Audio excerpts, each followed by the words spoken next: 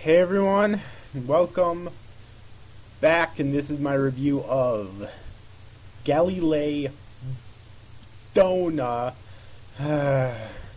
episode 11, the season or series, whatever, finale, entitled Galileo Judge. Now, I'm going to be frank with you. Before I get into the summary, I just want to say a few things first, like I usually do. I am split on this ending because in one way I'm kind of disappointed in it for a few reasons, which I'll of course get into in this review. All right, why I'm kind of disappointed in the ending, but in another way, it's like it wasn't necessarily a terrible ending.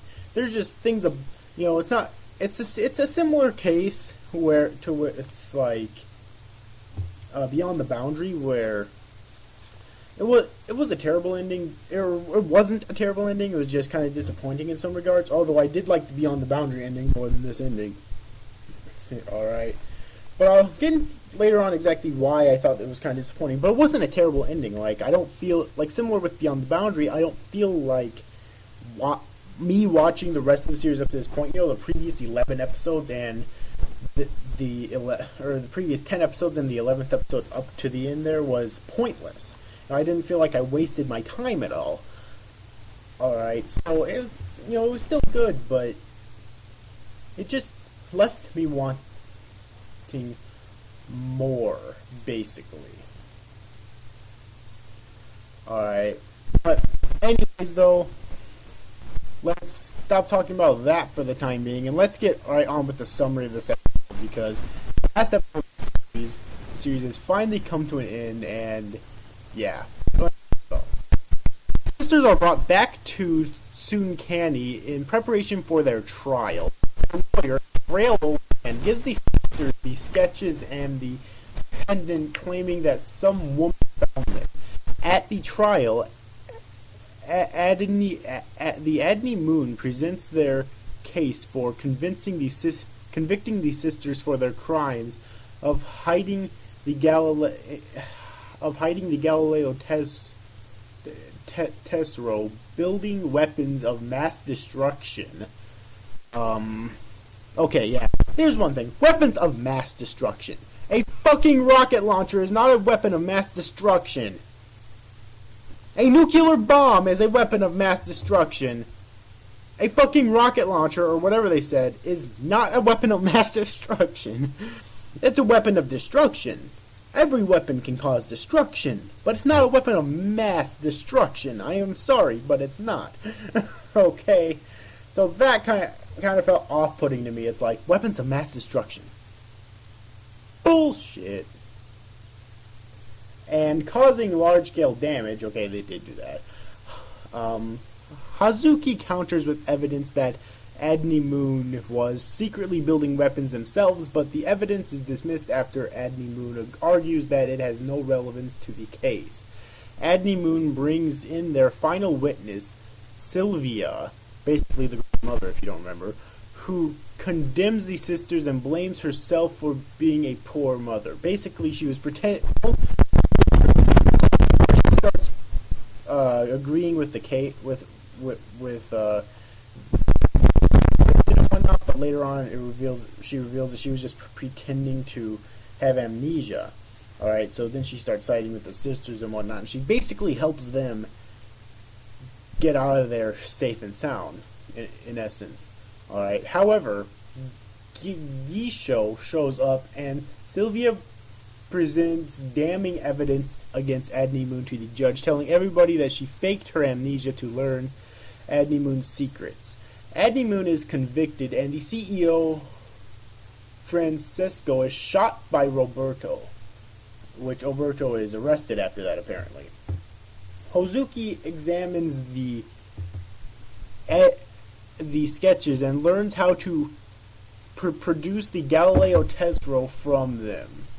Anna shows up telling everyone that she found the sketches and the pendant, and the lawyer reveals himself as Cicinho, who takes the pendant and flees. The sisters search for these despite not knowing whether or not it exists, and they find it inside the globe at the ruins of their home. The sketch is a drawing of Hozuki during her time with Galileo, so I'm not sure if she was meant to go back in time like that, or if she literally changed history. You would have thought more would have changed, though. But the Ferrari family, well, it's just a minor thing. I just want to mention it, though. Why are their names Ferrari? That would be... Oh, never mind. That would be their father's name, then. Never mind. It's a pointless thing to bring up. Okay. Anyways, moving on, though. The Ferrari family heads to Japan to meet up with the sister's grandfather in the Galileo. And that basically sums up what happened in this episode. So, now let's actually review this bitch. Okay. First off, I want to say I did think, for the most part, it was a fitting end.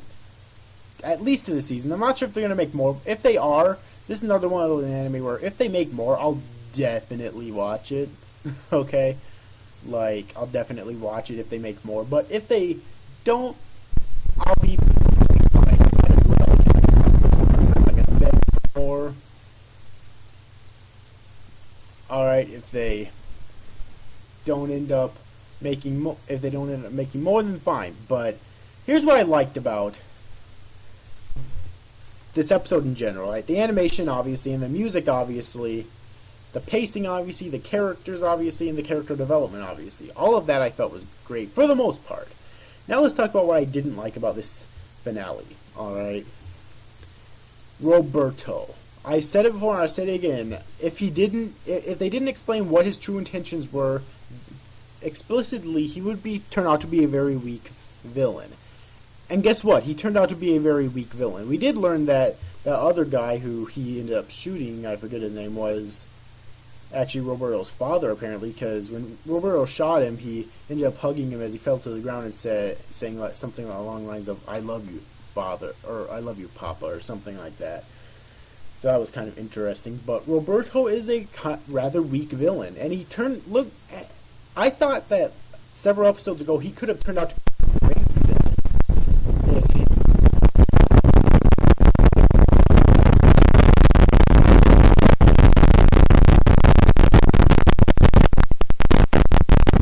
didn't. All right, and that really harmed him, quite honestly, in my opinion. Alright. In addition, it's like seeing Siho, he escaped, yeah, which I guess he's not really a villain. Or he's definitely an antagonist, but he's not really a villain. But it makes, like, with him escaping with the Galileo Tessero, it makes me wonder if they actually do plan on making a sequel. If that was, like, their idea of, like, a sequel hook or something.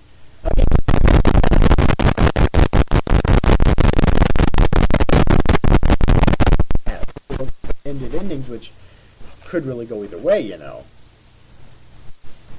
Alright, but he turned out to be a very weak villain in my eyes. Alright, and it's kind of sad because, as I said before, he was really interesting. It looked like he could be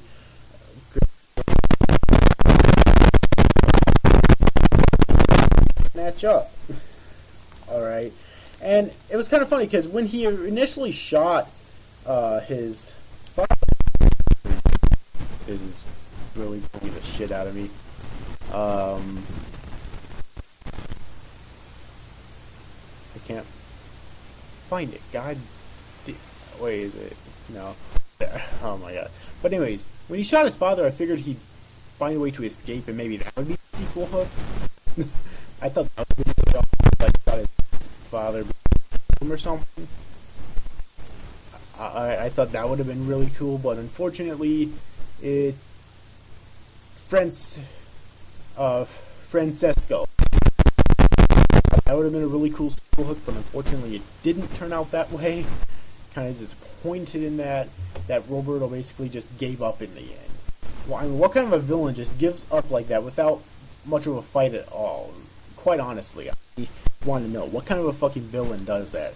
So yeah, in the end, I thought that he was a really weak villain. That's really the most major thing that I was disappointed with in the end of this.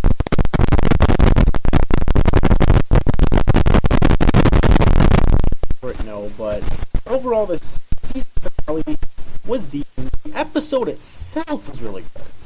So that's something I do have to say. The episode itself I thought was really good. And yeah, that's pretty much all I say in this video. I hope you enjoyed it. Coming up next will be my official review of the series as a whole on this channel. So please stay tuned for that. And I hope you enjoyed this review, guys. Thanks for watching. Bye-bye.